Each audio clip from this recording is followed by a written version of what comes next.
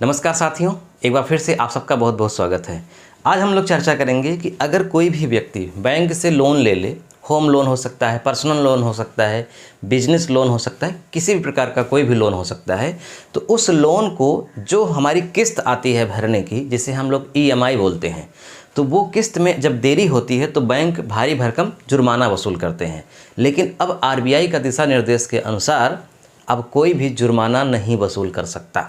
तो क्या है इसकी प्रक्रिया, यही हम डिटेल में आपको बताएंगे। वीडियो छोटा ही है लेकिन आप पूरा देखिएगा, बात समझ जाएंगे। देखिए, आप जानते हैं कि reserve bank of India RBI ये केंद्रीय बैंक है। इसी के अंडर में भारत की सभी बैंकें काम करती हैं, चाहे वो प्राइवेट हो और चाहे वो पब्लिक हो। प्राइवेट पब्लिक मतलब निजी क्षेत्र की बैंक हो या सरकारी क्षेत्र की बैंक हो। जैसे स्टेट बैंक ऑफ इंडिया सरकारी है लेकिन एक्सिस बैंक प्राइवेट है, लेकिन ये दोनों RBI के दिशा निर्देश के ही अनुसार काम करती हैं, इनके बियॉन्ड नहीं जा सकती। तो RBI ने अभी ये घोषणा करी कि जो जुर्माना लगाया जाता था EMI लेट होने पर, यानी किस्त लेट होने पर जो जुर्माना लगता था वो अब नहीं लगेगा। दरअसल जुर्माना लगेगा, लेकिन इसका जो लगाने का जो प्रोसेस था वो बड़ा गड़बड़ था। पहले क्या नियम था, पहले ये देख लेते हैं। अब क्या होगा ये देख लेते हैं। पहले का नियम ये था कि अगर चेक बाउंस हो गया, जैसे चेक बाउंस का मतलब जो आपने चेक दिया है, अगर चेक बाउंस हो गया तो बैंकें क्या करेंगी, मतलब उसके बदले में आपको पेनल्टीज मतलब पैसा काटेंगी कुछ, चेक बाउंस होने पर।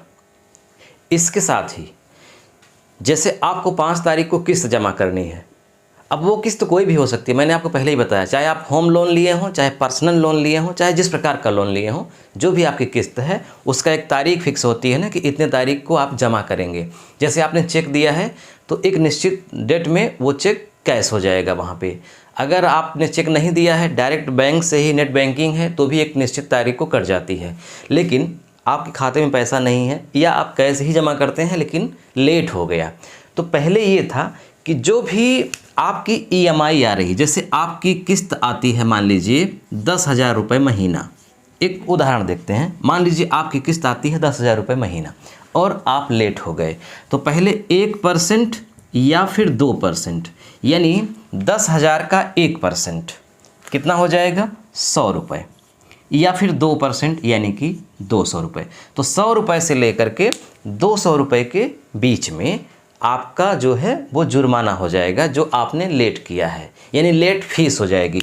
और ये 100 रुपये या 200 रुपये क्या होता था, ये समझिए, जो आपकी मूल राशि है, जो आपने लोन लिया है, उस मूल राशि में इसको ऐड कर दिया जाता था, और मूल राशि प्लस ये जुर्माना की राशि, ये दोनों मिला करके मिश्र धन बना करके फिर से मूलधन बना देते थे, और पूरे पर फिर से नया ब्याज लगता था और आपको जमा करना पड़ता था।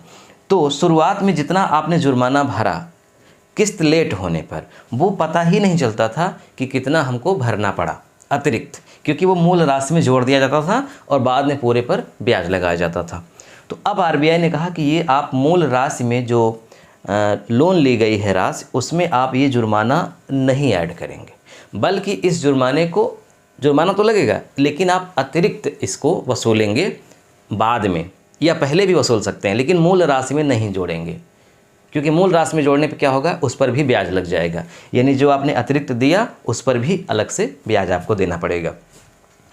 पहले क्या था कि जैसे आप मान लीजिए लेट कर रहे हैं किस्त, तो 60 दिन तक का इंतज़ार किया जाता था। टैक्स तो लगता ही था, सॉरी टैक्स नहीं, जुर्माना तो आपको भरना ही पड़ता था, लेट फीस। लेकिन अगर आप 60 दिन के भीतर ही आप जमा कर देते थे तो ठीक है, जुर्माना के साथ जमा हो जाता था। लेकिन 60 दिन से ज़्यादा अगर बीतता था तो बैंक आपको नोटिस भेजती थी, फिर उसके बाद रिकवरी एजेंट भेजती थी, यानी आप NPA में घोषित हो जाते थे, मतलब आप नॉन परफॉर्मेंस एसेट, यानी अब आप एक तरह से नहीं जमा कर पाएंगे, दिवालिया हो गए हैं, तो रिकवरी एजेंट भेजती थी बैंकें, फिर आपका सिविल स्कोर भी ख़राब होता था, तो 60 दिन का इंतज़ार किया जाता था।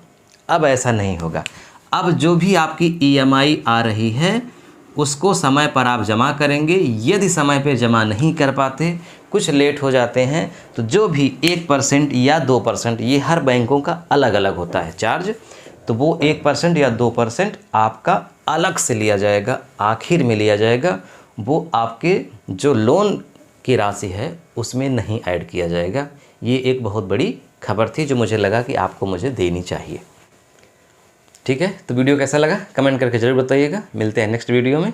जय हिंद।